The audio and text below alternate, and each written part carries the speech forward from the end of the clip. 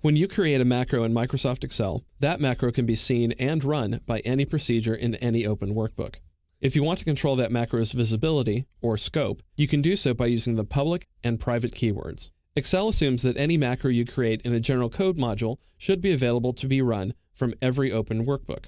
I'll show you what that looks like in my workbook here. I'm in Module 1, and this is a general code module. These are the worksheet and this workbook code modules here. Down in the modules section, you will find what are called general code modules. If you want a macro to be available for running in any open workbook, you can either type the public keyword in front of your macro's opening substatement, like this, or you can leave it out. Now with the public keyword set, and actually I'll delete it just to show you the default case. In other words, if you put nothing in front of the sub declaration. And now I'll switch back to the main workbook and I will create a new workbook by pressing Control N. And if I go into the macros dialog box, you'll see that even though I'm in another workbook, I do have the display commission macro in the scope.xlsm workbook displayed as a macro that I can run. So what this macro does is calculate a commission based on the amount of a sale. So if I cancel here, type in a number, say 20,000, select the cell, and then run the macro, Excel displays a message box indicating that the commission is $1,000. On the other hand, if you want to limit your macro scope, you can put the private keyword in front of the sub keyword.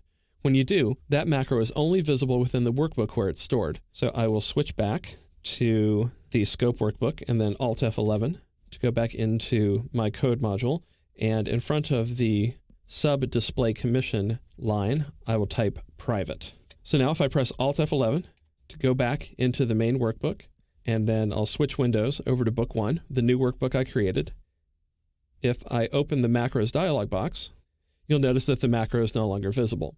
By using the private keyword, I have limited that macro scope. So if I get rid of this workbook and I don't need to save my changes and Alt F11 to go back to the code, you can see that the private keyword did its job. I think it's a very good idea to make your subroutines private unless you have a very good reason not to. As an example of what can go wrong, suppose you have a macro that deletes the worksheet named Sheet 1, which is an action you can't undo by pressing Ctrl-Z or clicking the undo button. If you build a macro and expect that Sheet 1 can be deleted at any time, you won't have any unpleasant surprises. However, if a colleague opens another workbook with important data on Sheet 1 and permanently removes it from their workbook by accident, you might have to spend hours redoing your work. Some Excel experts argue that you should make every macro private, so that it can only be run within the workbook where it's stored. I don't go quite that far. Some macros are innocuous and won't cause any damage if all they do is read a cell value and display a message box. That said, if your macro alters or deletes data, you should strongly consider putting the private keyword in front of the sub keyword to ensure that macro doesn't affect another workbook by accident.